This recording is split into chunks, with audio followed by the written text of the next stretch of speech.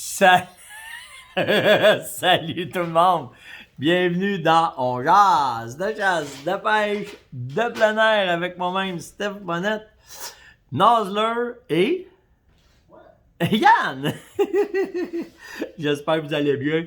J'espère que vous passez des bonnes vacances si vous êtes en vacances, si vous êtes à la chasse. Nous autres, un matin, c'est 1-0, mais pour les orignaux, faut dire que les boys, hier, sont arrivés. Puis quand ça fait un an, t'as pas vu tes chums, on a jasé.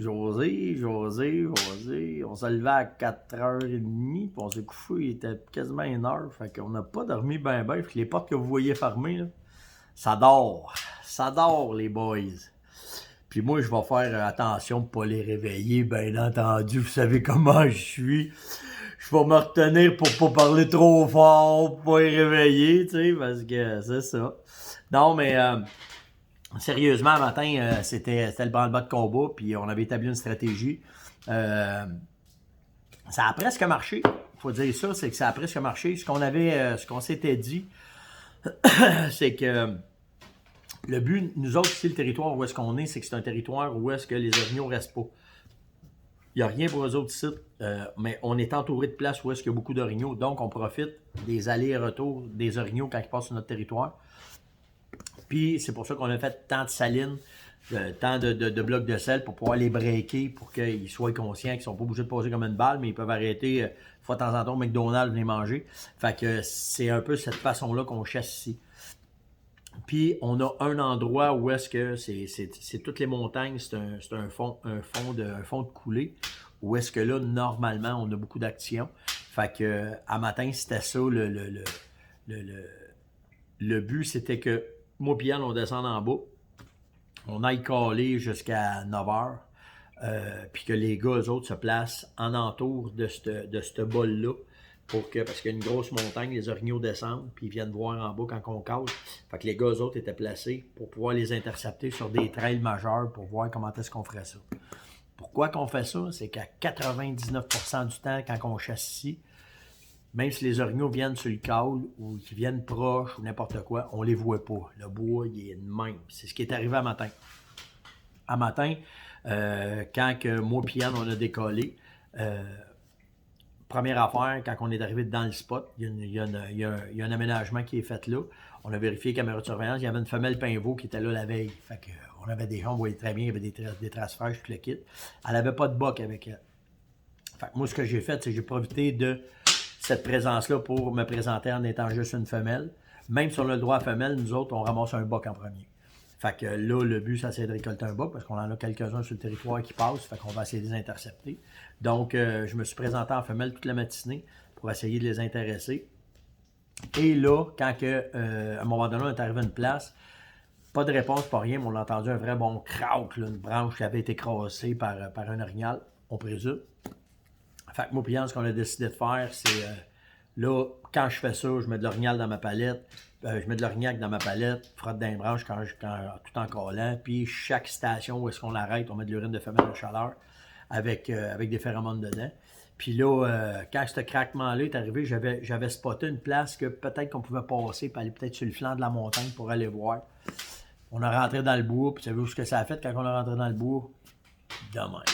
De même, c'est pas capable de passer dans cette 5 grammes de bois-là. Ici, c'est l'enfer comment est-ce que c'est sale. Les orignaux, là, ils rentrent dans les bords, sont dépeignés, puis quand ils sortent l'autre bord du bois, ils sont tout peignés tellement que c'est tight. Fait que, on n'a pas pu monter sur cet orignal-là pour aller voir qu'est-ce qu'il y en était. Sam, lui, de son côté, où est-ce qu'il était de l'autre côté, il y a eu une réponse de femelle très claire, très belle. Elle s'est manifestée en lui disant qu'elle était là. Fait que, encore là, pas de boc qui répond, pas rien qui fait. Fait que notre matinée s'est terminée comme ça. La matinée s'est terminée en allant voir tous et chacun. Tout le monde avait entendu cette femelle-là. Tout le monde avait vu qu'il y avait eu de quoi.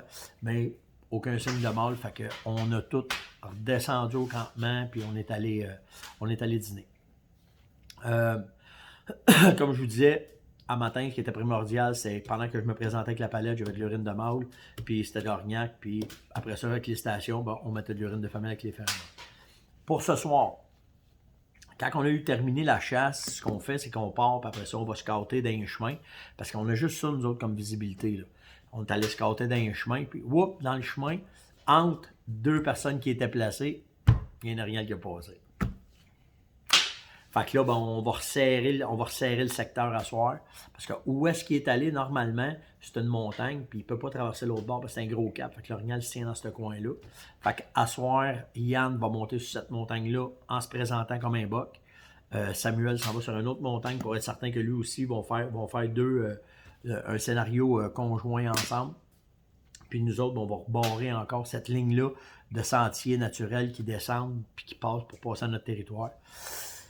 On va voir comment ça va aller. C'est tout. C'est ça, hein? C'est pas, ils sont pas attachés après les arbres. C'est comme ça que ça se passe. Puis ici, ce fameux territoire-là, ben, c'est comme ça tous les ans. Il nous passe d'un patch jusqu'à temps qu'on se frotte dessus parce qu'on n'a pas de visibilité. On a zéro visibilité. Puis quand tu essaies de rentrer dans le bois, je vous le dis, là, c'est de même. Fait que, il faut vivre avec ça. On a du fun, on s'amuse, on est dans le bois. Il n'y a pas que ça dans la vie. Fait que c'est ça. Fait que pour ce soir, ben, on a 2 gars qui vont être en mouvement, puis 4 boys qui vont être stand-by pour voir comment est-ce qu'on va développer, puis voir si on va voir de quoi. À la question d'hier, la question du jour, quelle carabine la plus populaire, puis quelle que vous aimez le plus, ben, après avoir regardé ça vite, là, vous êtes une méchante gang à tirer avec une 30-06 et une 308, puis c'est normal. C'est prouvé qu'à travers l'Amérique du Nord, les 2 armes les plus populaires, c'est la 30-06 et la 308. Alors, nous autres, Québécois, ben, on ne fait pas part de ça. Certains qui font de l'orignal sont rendus dans le 7mm, sont rendus dans le 300 Win Mag, dans ce que vous avez dit, mais les plus populaires restent tout le temps la 30-06 et la 308. Puis merci tout le monde d'avoir répondu aux questions, puis d'être là. C'est vraiment nice de vous... malgré que là, j'essaie de vous pogner quand je peux, quand je monte sur un top de montagne, on dompe le stock, puis on fait ce qu'on a à faire. Mais vraiment, c'est nice de vous jaser, puis de voir que vous êtes là. Puis c'est cool quand il y en a qui sont vous êtes dans vos spots de chasse, puis vous me... Steph, dans ma cage, si je t'écoute, fait merci, puis soyez patient, tout peut arriver. Puis tu sais, là, c'est pas juste une question de récolte. Moi, là, dans ma carrière, là, je classe ça dans 2 sortes de chasse.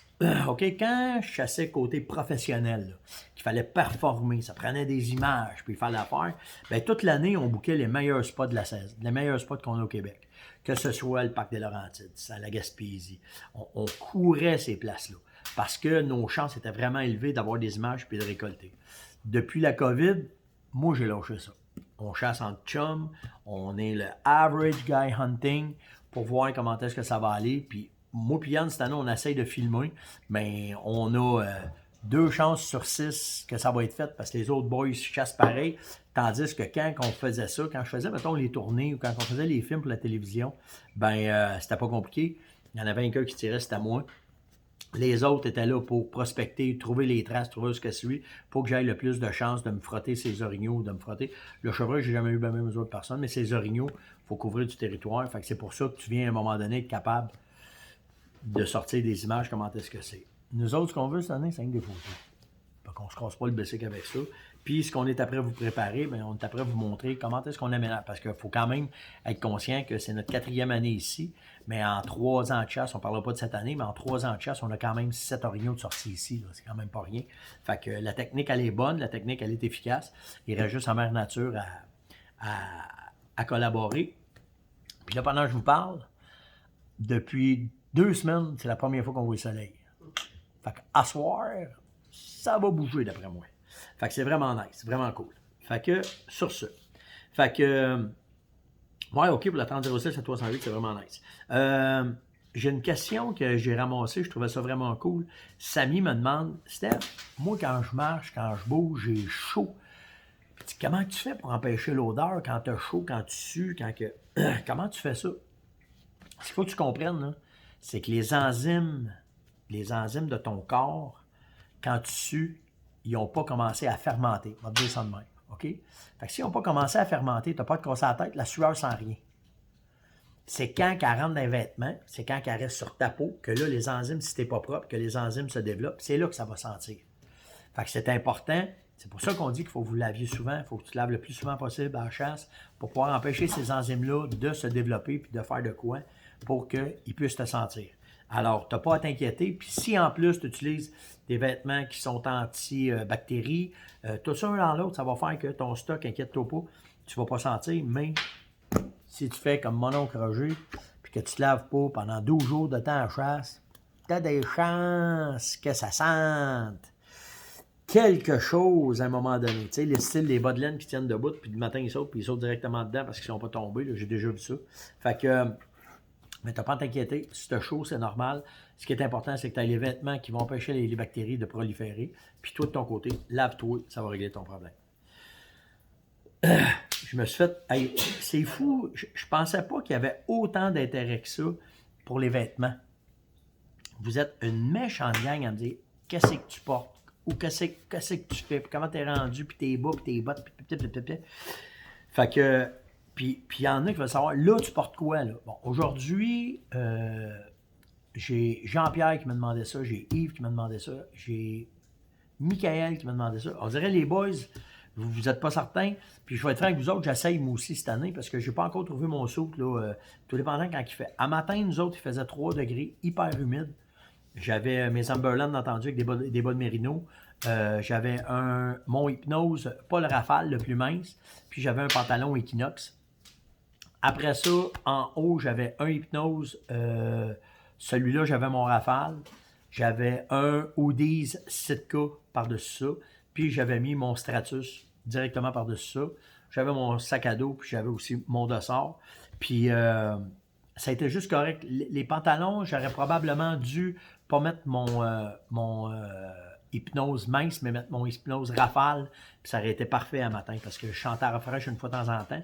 Mais bien tant que mal, là, ça a été correct, c'était pas si pire. Fait que c'est un peu comme ça qu'on était. Puis Yann, lui, il était avec un pantalon. Ça s'appelle un pantalon Grinder. C'est Sitka qui fait ça aussi.